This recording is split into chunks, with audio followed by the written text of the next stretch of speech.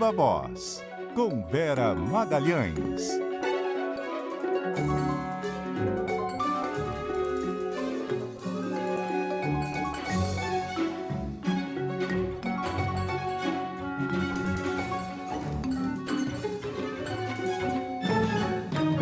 Oi, Vera, boa noite, tudo bem? Oi, Débora, boa noite para você, para Carol, parabéns para você, querida, que está fazendo aniversário hoje, tudo de maravilhoso, e boa noite para os ouvintes também. Obrigada, querida. Oi, Vera, boa noite. Muito bem, vocês estão vendo aí pelas imagens que Vera Magalhães continua em Brasília, acompanha hoje o segundo dia do julgamento do núcleo crucial da trama golpista. E antes da gente começar a conversar aqui, Vera, a gente vai trazer um resumo das sustentações orais dos advogados que falaram hoje. Inclusive, essas falas foram bastante marcadas pelos questionamentos de provas, também questionamento da delação de Mauro Cid, até da conduta de Alexandre de Moraes. O advogado Celso Vilardi, por exemplo, que defende o ex-presidente Jair Bolsonaro, disse que ele foi dragado para o processo pela Polícia Federal e que não há provas do envolvimento de Bolsonaro no plano para matar autoridades, nem de participação no 8 de janeiro. Foi achada uma minuta do punhal verde e amarelo, uma minuta planilha de uma operação luneta e, como todos nós sabemos, o trágico episódio de 8 de janeiro. Presidente, eu vou demonstrar cuidadosamente, tratando da questão da minuta, ele não atentou contra o Estado Democrático de Direito. E não há uma única prova.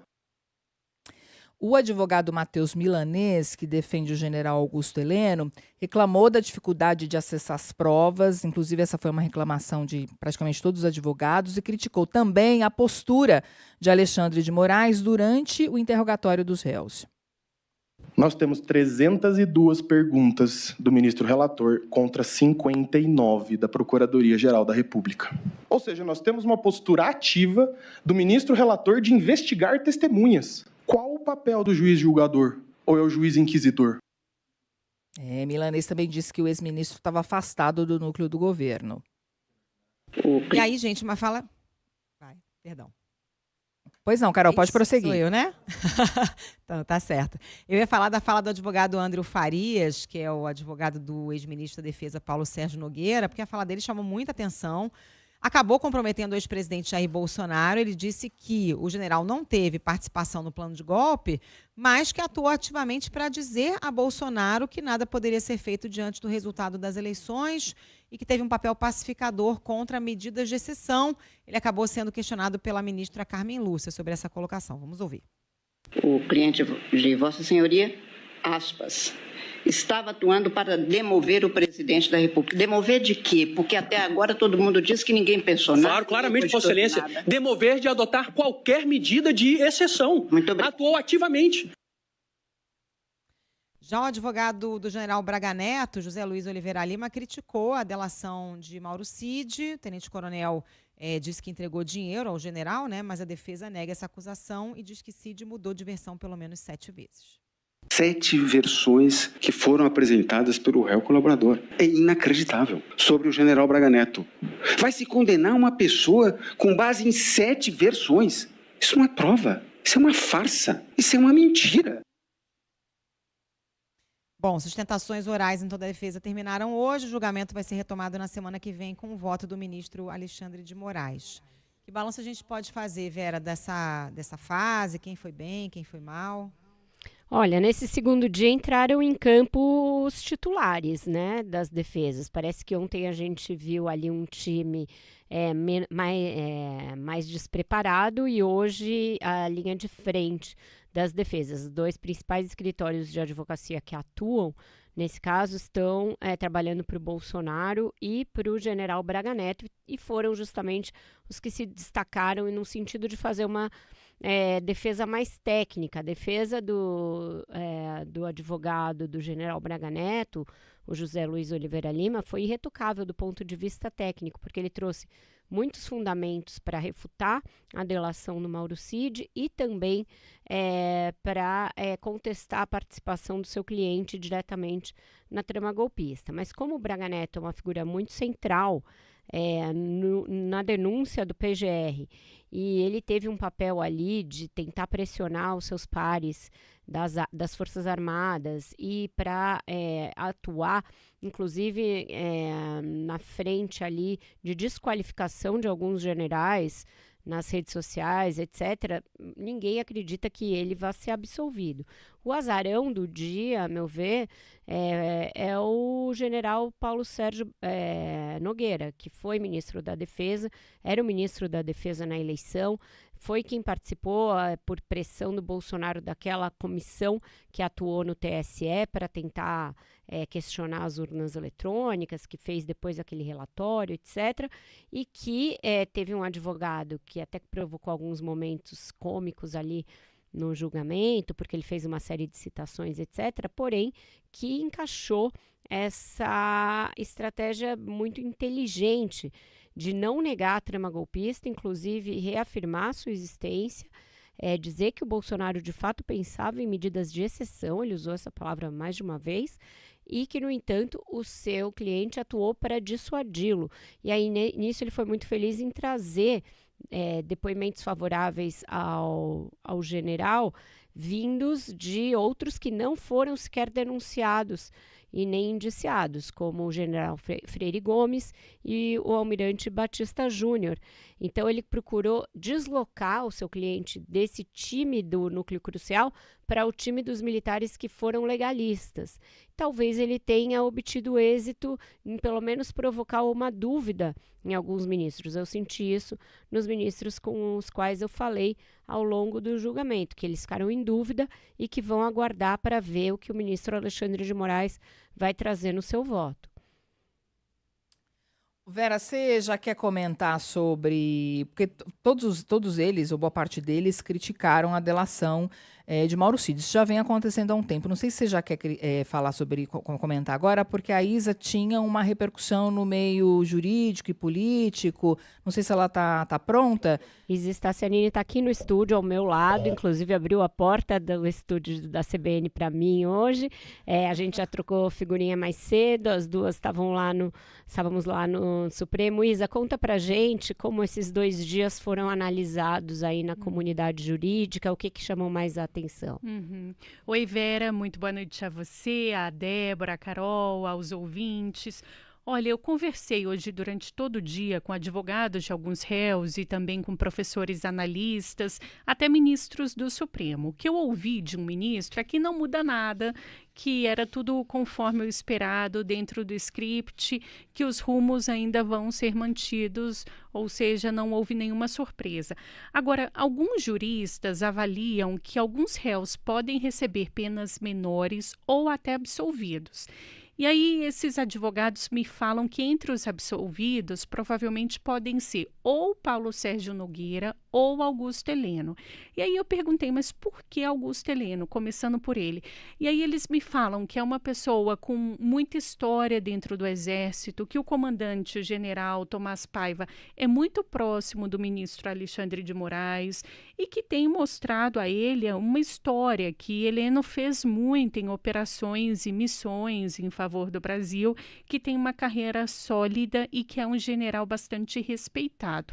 E o que esses juristas falam é que com ele foi encontrado apenas aquelas anotações que, de fato, ele tinha um envolvimento importante dentro do governo, mas não com um poder decisório de golpe de Estado.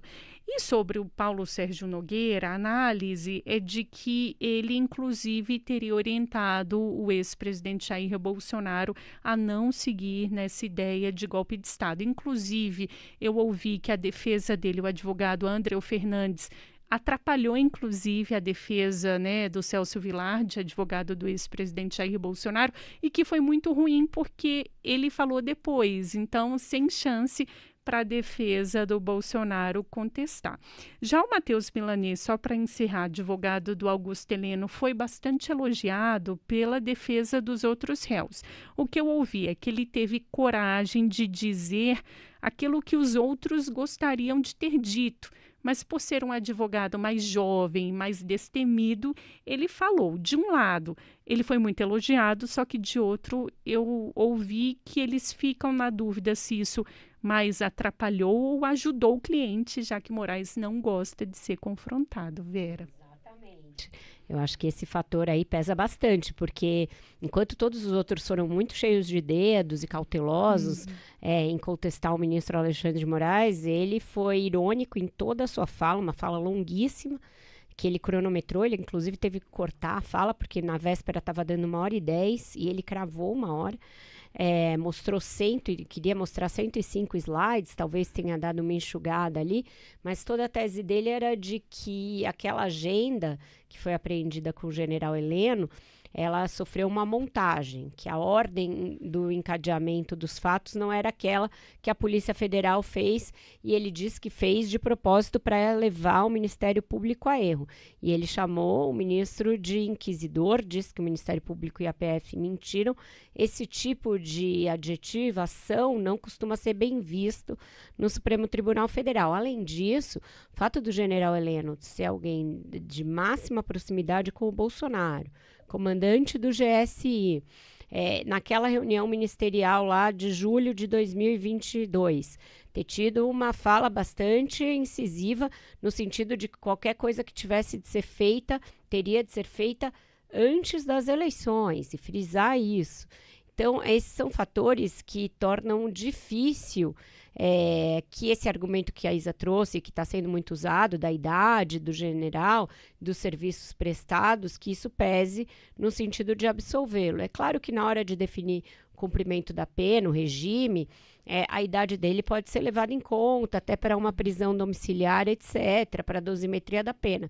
Mas eu acho que absolver o general Heleno, num contexto em que você está dizendo que o presidente estava movimentando toda a máquina do seu governo para praticar um golpe de Estado, seria bastante difícil. Tanto que o advogado faz uma coisa ali engenhosa, quer dizer que, olha, nos últimos tempos o general nem estava assim tão presente no núcleo político. É um revisionismo histórico isso, sempre foi um dos mais próximos do Bolsonaro. Então é difícil de colar isso junto aos ministros. Junto ao ministro Alexandre de Moraes, impossível. Como a maioria dos ministros vai seguir o voto do ministro Alexandre de Moraes, eu acho que a chance dele ser absolvido é meio zero. E a delação do Cid, como a Débora estava falando antes, foi muito atacada, né, Vera? Ela para de pé? Olha, essa eu acho que é uma coisa em que a defesa tem bastante razão do ponto de vista técnico. Principalmente do modo como o José Luiz Oliveira Lima enunciou. Primeiro, ele fala uma coisa que eu acho que ele tem razão em relação ao cerceamento de defesa, que foi uma outra queixa bem generalizada entre os advogados, porque ele diz, olha, todos os momentos dessa ação foram gravados. O Supremo está se jactando do fato de ser a corte mais transparente do mundo, porque justo a acariação entre o meu cliente e o delator não foi gravada. Seria importante a gravação para que a gente pudesse mostrar, para que todos pudessem ver o constrangimento, a expressão corporal, quem é que tinha ali uma maior expressão corporal de quem está falando a verdade. Ele tem razão nesse ponto, é muito difícil de refutar, diante inclusive desse fato de que todos os outros ritos foram filmados, porque justamente esse não. Então, nisso ele tem razão. E quando ele elenca as razões pelas quais a delação é questionável, você vai encontrar recentemente decisões do Supremo no sentido de todas elas, de questionar a delação de réu preso por muito tempo, de questionar a delação que vai e volta, de questionar a delação que depois não tem prova de corroboração muito clara. Nesse sentido, eu acho que pelo menos ele deveria ter uma pena substancial, uma vez que ele confessou um monte de crimes e não colaborou tanto assim. Vamos ver como que o ministro Alexandre de Moraes vai argumentar para defender a manutenção dessa delação e como isso vai bater nos outros ministros. A gente sabe que esse é um ponto em que o ministro Fux vai forçosamente divergir. Ele vai divergir da manutenção dessa delação. Se ele vai entender que, a despeito de cair a delação, as provas se sustentam ou não, é um outro ponto. mas essa delação vai ter pelo menos um voto pela sua derrubada. Vera, vamos falar um pouquinho mais das expectativas para a próxima semana. A sessão vai ser retomada na terça-feira, dia 9 de setembro, às 9 da manhã, sessão de manhã e à tarde, previstas nesse dia. Como você já trouxe, é o ministro Alexandre de Moraes, o relator, que inicia a votação. Os demais ministros devem segui-lo, mas deve haver divergência. Como é que vai ser exatamente essa ordem e quando podemos ter um resultado? Débora, é esperado que o voto do ministro Alexandre de Moraes seja muito incisivo, que contenha ali, como em outros momentos em que ele falou, uma alta carga ali de dramaticidade para deixar clara a gravidade do que se praticou, que não foi ali uma série de considerandos, atos preparatórios, cogitações, e sim algo bem urdido e que poderia ter levado à supressão da democracia no Brasil. Deve durar pelo menos 2 sessões, e aí depois dele votam os demais ministros. A gente não sabe o grau de divergência que vai ser apresentado pelo ministro Fux, mas a gente sabe que haverá em relação à delação, pode haver em relação a alguns dos réus, pode haver em relação à sobreposição ou não de crimes, e também na discussão da dosimetria da pena, que essa é uma que a gente não sabe o quanto tempo pode durar e nem se vai se encerrar até a sexta da semana que vem. Pode ser que a gente chegue numa situação em que o veredito é dado até sexta-feira, com os votos de todos os ministros, e aí se começa uma longa discussão a respeito da dosimetria e da admissibilidade ou não de recurso, porque tem uma circunstância muito específica do julgamento estar sendo feito na turma e não no plenário, e do número mínimo de votos divergentes que seria necessário para que caibam embargos. Então, isso também vai suscitar uma longa discussão, vai levar a recursos diversos por parte das defesas. Então, pode ser que a gente tenha uma prorrogação para além da semana que vem para a discussão dessas coisas que não são só acessórias, são elas que vão definir se as pessoas vão ficar presas em regime fechado ou não, se o Bolsonaro vai ser preso, caso seja condenado efetivamente em regime fechado, ou se vai prosseguir em regime de prisão domiciliar. Então, acho que a gente ainda tem uma longa jornada no Supremo, isso fora os desdobramentos políticos desse caso que a gente tem visto aí, né?